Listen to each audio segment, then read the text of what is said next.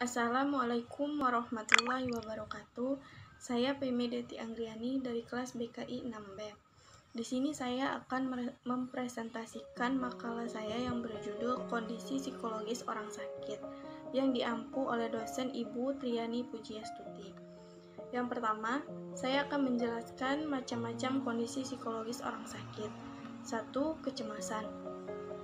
Kecemasan adalah suatu keadaan cemas atau khawatir yang mengeluhkan bahwa sesuatu yang buruk akan segera terjadi. Banyak hal yang harus dicemaskan, misalnya kesehatan, relasi sosial, ujian, karir, kondisi lingkungan, dan sebagainya. Istilah neurosis diambil dari akar kata yang berarti suatu kondisi abnormal atau sakit dari sistem saraf yang ditemukan oleh Schulem. Pada abad ke-18, neurosis dilihat sebagai salah satu penyakit pada sistem saraf. Kemudian berganti dengan pengertian dari Freud pada abad ke-20.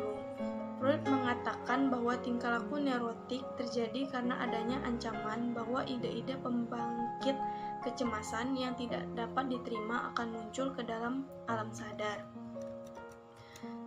Semua gangguan ini mencerminkan usaha ego untuk mempertahankan dirinya melawan kecemasan.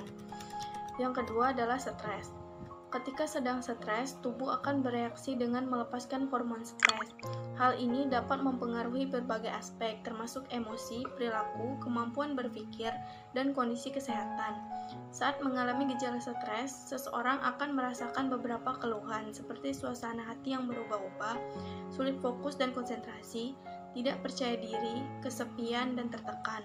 Tubuh terasa kaku, mudah pegal atau nyeri, susah berpikir positif, atau cenderung memandang berbagai hal dari sisi negatif.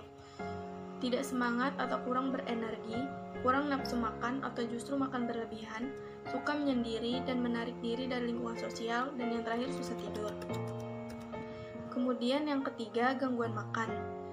Eating disorder adalah kondisi serius dan seringkali fatal akibat gangguan parah pada perilaku makan seseorang.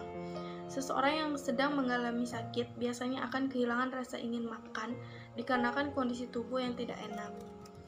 Selanjutnya, B. Kondisi psikologis pasien akut.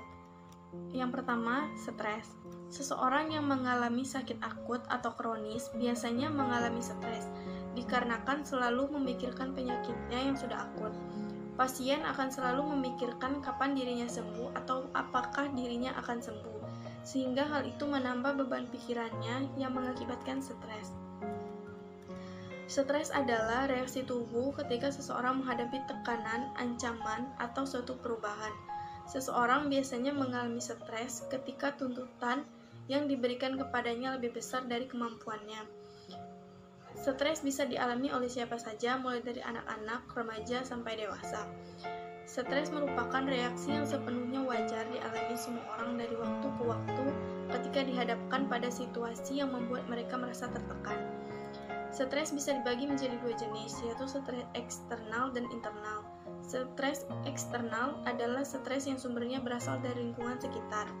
Hal ini bisa mencakup trauma, pengalaman hidup, atau masalah sehari-hari. Sedangkan stres internal adalah stres yang bersumber dari dalam diri kita sendiri, atau merupakan jenis stres yang paling umum. Yang kedua, kecemasan. Setelah muncul diagnosis penyakit akut atau kronis, maka pasien akan mengalami cemas. Namun hal itu sudah umum terjadi. Beberapa pasien bahkan terkejut sehingga membayangkan tentang kematiannya.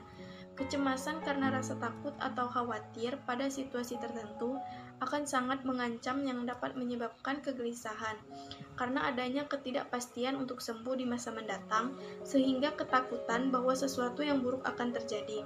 Perasaan takut akan terjadinya sesuatu yang disebabkan penyakit akut yang dideritanya membuat cemas berlebih.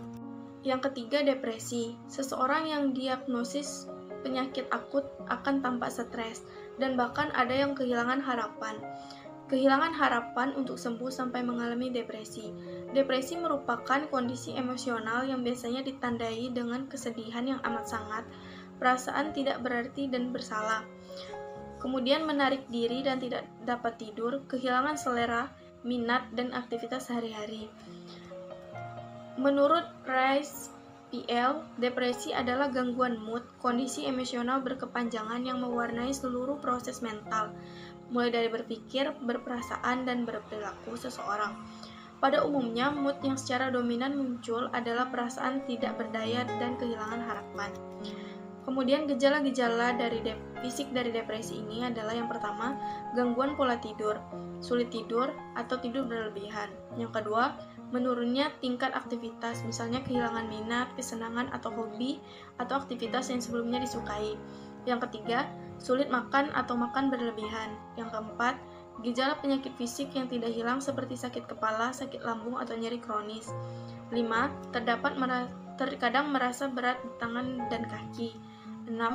Energi lemah, kelelahan, dan menjadi lamban. 7. Sulit berkonsentrasi, mengingat, dan memutuskan. Kemudian gejala psikis dari depresi ini adalah rasa sedih, cemas, atau hampa yang terus-menerusan, rasa putus asa dan pesimis, rasa bersalah, tidak berharga, rasa terbebani dan tidak berdaya atau tidak berguna, tidak tenang dan gampang tersinggung, berpikir ingin mati atau bunuh diri, sensitif, dan kehilangan rasa percaya diri. Itulah hasil dari presentasi saya. Saya akhiri. Wassalamualaikum warahmatullahi wabarakatuh.